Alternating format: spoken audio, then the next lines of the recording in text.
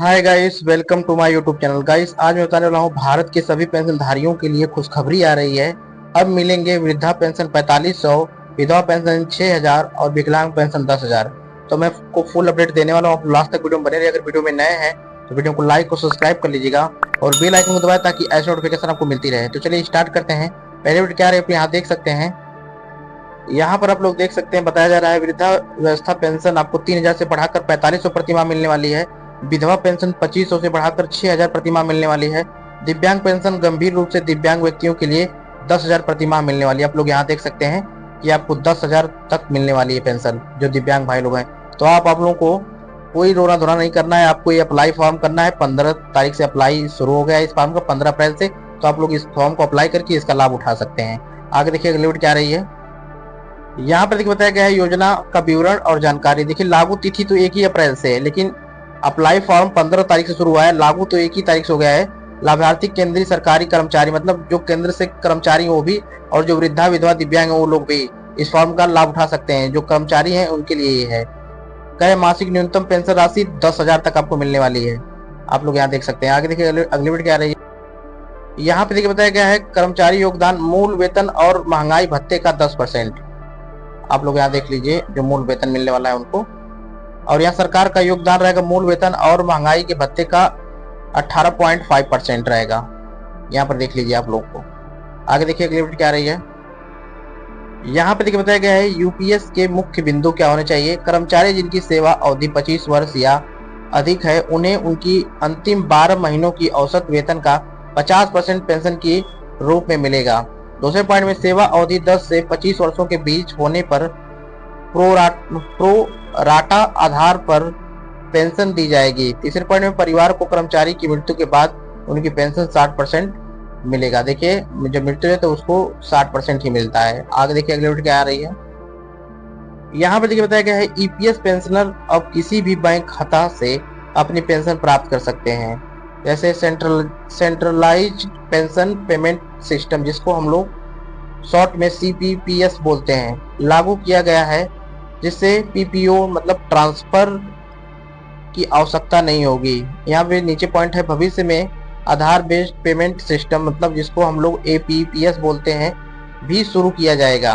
आगे देखिए अगली वीडियो क्या रही है।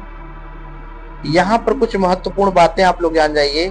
पेंशन योजना का उद्देश्य है, इस बदलाव का मुख्य उद्देश्य समाज के कमजोर वर्गों को वित्तीय सुरक्षा प्रदान करना है, उनकी जीवन शैली में सुधार लाना है। वृद्ध विधवा और दिव्यांग व्यक्तियों को अधिक सहायता देकर उन्हें आत्मनिर्भर बनाने की कोशिश की जा रही है। देखिए उनको अधिक जो सहायता इसलिए दी जा रही है क्योंकि उन्हें आत्मनिर्भर बनना है। आगे देखिए अगली वीडियो क्या रही है। यहाँ पे देखिए बताया जा रहा है ऑनलाइन आवेदन प्रक्रिया। तो कैसे ऑनलाइन करेंगे इसके बारे में भी आप लोग जान जाइए। यहाँ बताया जा रहा है सरकारी पोर्टल पर जाएं, नया उपभोक्ता पंजीकरण करें।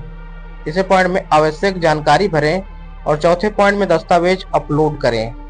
जो चौथा पॉइंट है इसमें बताया जा रहा है कि आप लोग अपना दस्तावेज अपलोड कर सकते हैं। यहाँ पर बताया गया है कि जो पांचवा पॉइंट है आवेदन जमा करें, अपना आवेदन जमा कर सकते हैं ऑनलाइन, जो ऑनलाइन आवेदन कर रहा है। आगे देखिए अगली वीडियो क्या आ रही है। जो ऑफलाइन फॉर्म भर रहा है, तो ऑफलाइन आवेदन प्रक्रिया के लिए क्या करना है, आपको नजदीकी सरकारी कार्यालय जाना है। दूसरे पॉइंट में आवेदन फॉर्म प्राप्त करना है। तीसरे पॉइंट में फॉर्म भरकर आवश्यक दस्तावेज संलग्न करने, और चौथे पॉइंट में फॉर्म जमा करना है। तो ये सारा कुछ ऑफलाइन प्रक्रिया होती है, आप लोग देख लीजिए। आगे देखिए अगली वीडियो क्या आ रही है। यहाँ पर देखिए बताया गया है नए नियमों का प्रभाव। इन नए नियमों से लाखों लोगों को फायदा होगा। पहला है वृद्ध नागरिक अपनी दैनिक जरूरतों को पूरा कर सकेंगे। दूसरे पॉइंट में विधवा को आर्थिक स्वतंत्रता मिलेगी। तीसरे पॉइंट में विकलांग व्यक्तियों को बेहतर जीवन जीने का अवसर मिलेगा। ये सारा कुछ आपको मिलने वाला है। जो नया पेमेंट आ रही है आपको मिलेगी जो पेंशन। आगे देखिए अगली वीडियो क्या आ रही है। यहाँ पर देखिए बताया गया है नए नियमों के तहत मुख्य बदलाव भी हो सकते हैं। पहला नियम क्या होना चाहिए, देखिए पेंशन राशि में वृद्धि हुई है, बिल्कुल सही बात है। यहाँ बताया जा रहा है सरकार ने सभी श्रेणियों की पेंशन राशि को बढ़ाने का निर्णय लिया है। यह वृद्धि वर्तमान जीवन यापन की लागत को ध्यान में रखते हुए की गई है, तो बिल्कुल सही बात है। आगे देखिए अगली वीडियो क्या आ रही है। यहाँ पे देखिए नियम नंबर 2 बताया जा रहा है सीधा लाभ हस्तांतरण, मतलब डायरेक्ट बेनिफिट ट्रांसफर, मतलब डीबीटी के माध्यम से सरकार आपके अकाउंट में पैसे भेजेगी। यहाँ देखिए नीचे बताया गया है सभी लाभार्थियों को उनकी पेंशन राशि सीधे उनके बैंक खाते में भेजी जाएगी। पहले पॉइंट में क्या कहा जा रहा है, इससे भ्रष्टाचार कम होगा और पारदर्शिता सुनिश्चित होगी। दूसरे पॉइंट में कहा जा रहा है डिजिटल भुगतान प्रणाली लागू होने से समय पर भुगतान होगा। डिजिटल प्रणाली लागू होने से क्या होगा, समय पे भुगतान किया जाएगा। आगे देखिए अगली वीडियो क्या रही है, यहाँ पे देखिए बताया जा रहा है नियम नंबर 3, पात्रता मापदंड में संशोधन। नए नियमों के तहत पात्रता मापदंड को सरल बनाया गया है। पहले पॉइंट में वार्षिक पारिवारिक आय सीमा अब 1 लाख या उससे कम कर दी गई है। दूसरे पॉइंट में दिव्यांगता की न्यूनतम सीमा अब 40% कर दी गई है। पहले ये 60% थी, आप लोग यहाँ देख सकते हैं, अब इसको 40% कर दिया। यहाँ पहले 60% था, अब 40% है। आगे देखिए अगली वीडियो क्या रही है, यहाँ पे देखिए नियम नंबर 4 बताया गया है पुनर्विवाह पर भी मिलेगा लाभ। मतलब पुनर्विवाह पर भी आपको लाभ मिलने वाला। आप लोग यहाँ नीचे देखिए बताया जा रहा है विधवाओं के पुनर्विवाह पर उनकी पेंशन बंद नहीं होगी। यह कदम महिलाओं को आर्थिक सुरक्षा प्रदान करेगा। मतलब उनकी जो पेंशन है वो बंद नहीं होगी, ये कदम उनको आर्थिक सुरक्षा प्रदान करेगा। आगे देखिए अगली वीडियो क्या रही है, यहाँ पे देखिए नियम नंबर 5 बताया गया है डिजिटल भुगतान अनिवार्यता। सभी लाभार्थियों के लिए डिजिटल भुगतान प्रणाली अनिवार्य कर दी गई है। आधार कार्ड आधारित सत्यापन प्रक्रिया लागू होगी। दूसरे पॉइंट में डिजिटल ट्रैकिंग पोर्टल पर आवेदन स्थिति देखी जा सकेगी। मतलब जो डिजिटल पोर्टल है उस पे आवेदन स्थिति देखी जा सकेगी। आप लोग यहाँ देख सकते हैं।